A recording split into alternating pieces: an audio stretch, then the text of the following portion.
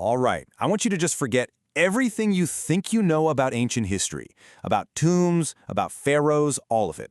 Today we're diving into a set of survey logs that completely reframe one of humanity's greatest wonders.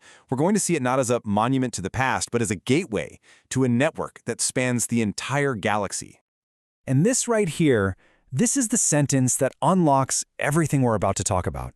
It's a really powerful, kind of disorienting idea, right? It forces us to ask a totally new question. If the pyramid isn't a tomb, then what in the world is it a valve for? So let's start right there. Let's completely take apart the old story. We're going to look at the Great Pyramid at Giza not as some dusty piece of history, but as a piece of hyper-advanced, active infrastructure. And this really shows you the sheer scale of the shift in thinking here. On the left, yeah, that's the story we all learned in school. But on the right, that's the reality the surveyor found. Its purpose wasn't ceremony, it was function. A dimensional pressure regulator. It's basically a safety valve for reality itself. The builders? Not human slaves, but something called a planetary consciousness. And the material wasn't stone blocks dragged across the desert, but a single, massive, grown crystalline structure. We're not talking about a monument anymore. We're talking about a living organ. Now let's zoom in on the so-called King's Chamber. The survey logs are really clear about this. Its exact dimensions, down to the last millimeter, have nothing to do with art or ritual. They form a perfect harmonic ratio that literally spells out a gravitational equation. The entire room is a machine designed to stabilize a dimensional doorway deep, deep below it. It's not magic, it's just pure physics. And you know, as the surveyor went deeper, the physics just got weirder and weirder. The instruments were picking up things that just shouldn't be possible. The temperature actually got colder the deeper they went. They found magnetic fields that looped back on themselves, which breaks every law we know. And get this, the walls themselves were glowing with this plasma that seemed to react to the surveyor's presence, as if it recognized them. The pyramid wasn't just active, it was aware. Okay. So after passing through this hidden threshold, the surveyor's journey really began. We are now leaving the pyramid far, far behind us and following what the logs call the descent protocol, straight down into the planet. This map just gives you a sense of this incredible fall. It starts over 1,800 meters down, in a tunnel made of a material that felt like living tissue, and it could repair itself. By the time you get to 4,200 kilometers, that's deeper than the Atlantic Ocean is wide. It starts linking up with this huge lattice of other tunnels. And then finally, at over 6,300 kilometers, the surveyor reaches the destination, a city at the very heart of the Earth. And here's where things get really wild. Reality itself started to bend on the way down.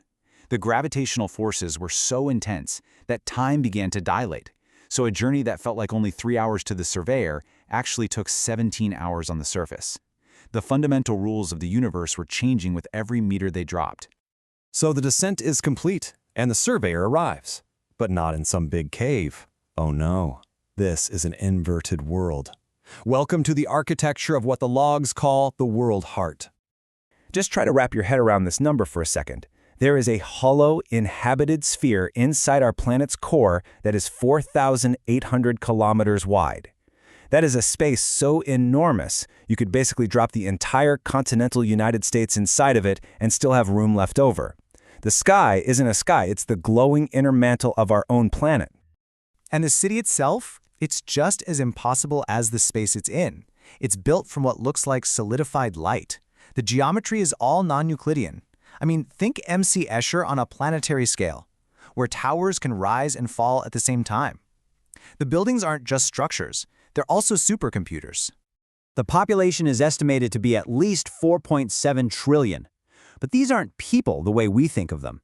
Each being, whether it's biological or machine, is basically a functional node. Their consciousness is shared, and they all have one single purpose: maintain the planetary network. And at the absolute dead center of it all, you have the integration authority. It's not a person, it's not a government, it's a computational singularity. Imagine a black hole. But instead of crushing gravity, it has a density of pure information so extreme it bends space-time. Its one and only job? Enforce the rules. To maintain the perfect, unwavering standard that keeps this entire galactic system from falling apart. So, everything we've seen so far has been right here, inside our own planet. But this This is where we zoom out, and the true scale of what the surveyor found becomes clear. Earth isn't special. It's just one tiny part of a galactic integration standard. And this is the number that just changes everything. There are 847,000 of these core cities, all identical, all connected through this vascular network of tunnels, spread across thousands of worlds in our little corner of the galaxy. Earth is just one terminal in a vast, standardized transit system. And let me tell you, standard is the most important word in this entire system. It demands absolute, total uniformity. The tunnel diameter, the wall material, it's exactly the same on Earth, on Mars, on Venus, on every single one of those 847,000 worlds. And that's not a design choice. It's a requirement of physics for the network to even exist. So why so rigid? Well, because the cost of getting it wrong is catastrophic. The logs had archives. On one world, the surface dwellers just removed a single pyramid capstone, the passage collapsed, and it vaporized everything in a 400-kilometer radius. On another, they tried to upgrade the wall material, and it caused a chain reaction that killed millions across 17 different worlds. The standard isn't just a set of rules, it's a survival mechanism. So, what does all of this mean for us, up here on the surface? The final revelation from the logs brings this whole cosmic system down to a very human, very real choice.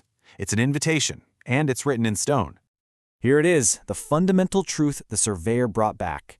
Our civilization, all of our cities, our cultures, our history, it's not the main event. It's the frontier.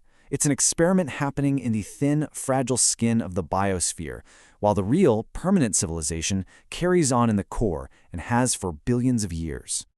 Which means pyramid building isn't really a choice. It's an instinct. A species on the surface evolves, and eventually it just senses the network below. Building a pyramid to the exact, perfect specifications of the standard is a signal. It's the entire species shouting up to the sky, "We get it. We understand precision. We are ready to integrate." And that brings us to the choice, right here, right now. The Great Pyramid at Giza was built correctly. The invitation was sent. But a lot of other ancient structures have been left to crumble. So do we, as a species, choose to maintain the standard, to accept the discipline it takes to connect, or do we just let it all fall apart and choose to stay a temporary, isolated civilization on the surface forever alone? In the end, it all comes down to this one single command, the fundamental principle of the entire network, echoing from the core of our world and 847,000 others. It's a command, an invitation, and a choice. The pyramid isn't a tomb pointing to our past. It's a signpost pointing down and asking us what we're going to do next.